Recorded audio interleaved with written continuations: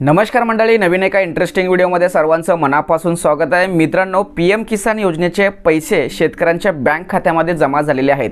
आता प्रत्येक शेतकरी नमो शेतकरी योजनेचे पैसे बँक खात्यामध्ये कधी जमा होणार या प्रतीक्षेमध्ये आहेत। परंतु ज्या शेतकऱ्यांना पीएम किसान योजनेचे पैसे आलेले नाहीत किंवा नमो शेतकरीचे पैसे येत नाहीत, त्यांच्यासाठी ही व्हिडिओ अतिशय महत्त्वाची आहे। व्हिडिओला सुरुवात करण्यापूर्वी चॅनलवरती जर नवीन असाल तर कृपा करा चॅनल सबस्क्राइब करा। अशाच महत्त्वपूर्ण अपडेट या चॅनलवरती येत असतात। चला तर मित्रांनो, व्हिडिओला सुरुवात करूया।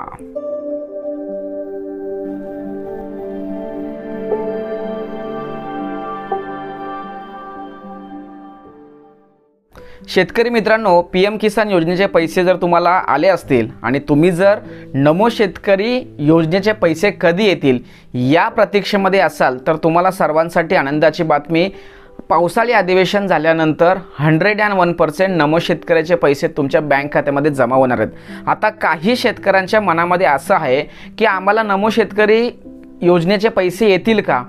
तर शेतकरी मित्रांनो, तुम्हाला 100% ज्या शेतकऱ्यांना पीएम किसान योजनेचे पैसे आलेले आहेत अशा सर्व शेतकऱ्यांना नमो शेतकरी योजनेचे पैसे येणारच। काहीही काळजी करायची गरज नाही आहे। कारण जर तुमची आधार सीडिंग, जर तुमचा 7/12 म्हणजे जमिनीची सीडिंग किंवा जर तुमची ई-KYC क्लिअर असेल म्हणून तुम्हाला पीएम किसान योजनेचे पैसे आलेले आहेत।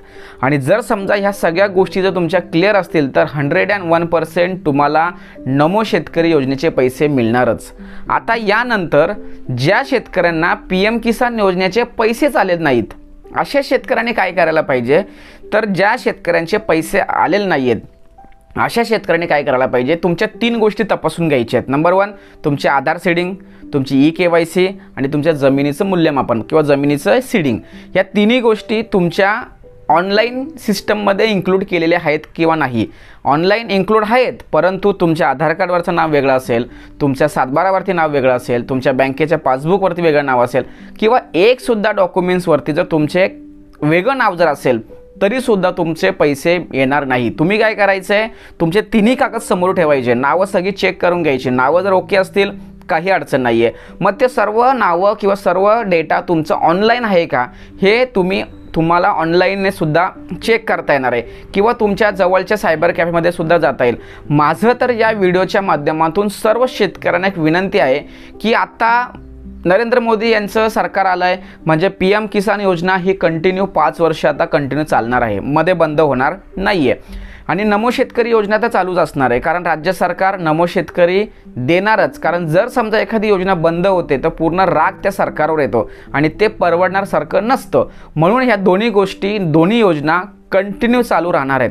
म्हणून माझं तर वैयक्तिक मत असं आहे की ज्या शेतकऱ्यांना पीएम किसान योजनेचे पैसे येतात, नमो शेतकऱ्याचे पैसे येतात, अशांनी तुमचं स्टेटस, तुम्हाला पैसे आलेत किंवा नाही हे ऑनलाईन कसं चेक करायचं हे थोडंफार तरी शिकून घेतलं पाहिजे। समजा तुमच्या कुटुंबामध्ये तुमचे आई वडील यांना मोबाईल हँडल करता येत नसेल किंवा निरक्षर असतील तर अशा घरामध्ये जे तुमची मुलं असतील ज्याला या गोष्टीचं नॉलेज आहे, मोबाईल ऑपरेट करता येईल, त्यांनीसुद्धा तुमच्या ह्या गोष्टी तुमच्या घरच्या घरी चेक करता आल्या पाहिजे, कारण ती काळाची गरज आहे।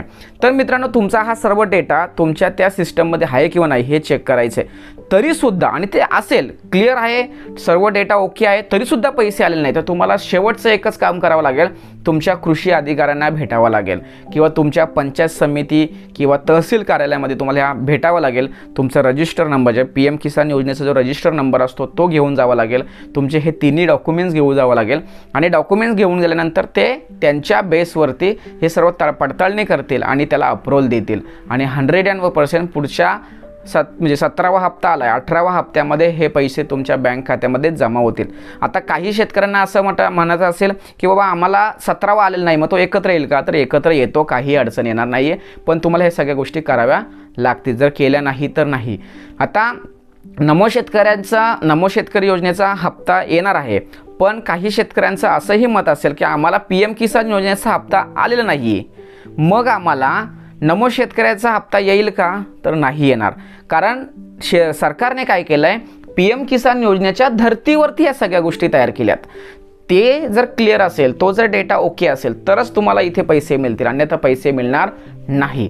म्हणून मित्रांनो, तुम्हाला या व्हिडिओच्या माध्यमातून एक सांगायचं आहे की तुमचं या तिन्ही गोष्टी आधार, तुमचं सातबारा आणि तुमचं बँक पासबुक याची सर्व एकत्रित नावं सेम पाहिजे, ऑनलाईन बरोबर आहे किंवा नाही, या सगळ्या गोष्टी असतील. PM किसानचा हप्ता जर तुम्हाला आला असेल तरच तुम्हाला नमो शेतकऱ्याचा हप्ता येणार. आणि हा कधी येणार तर पावसाळी अधिवेशन झाल्यानंतर काही दिवसात. अधिकृतपणे कोणत्याही प्रकारची माहिती राज्य सरकारने दिलेली नाही. अफवांवरती विश्वास ठेवू नका.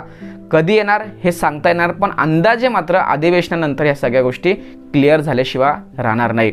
मित्रांनो, अतिशय उपयुक्त महत्त्वाची माहिती देण्याचा, समजावून सांगण्याचा प्रयत्न केला आहे. सदर माहिती महाराष्ट्रातील प्रत्येक शेतकऱ्यांपर्यंत पोहोचवण्यासाठी सहकार्य करा. तोपर्यंत धन्यवाद. जय हिंद, जय महाराष्ट्र.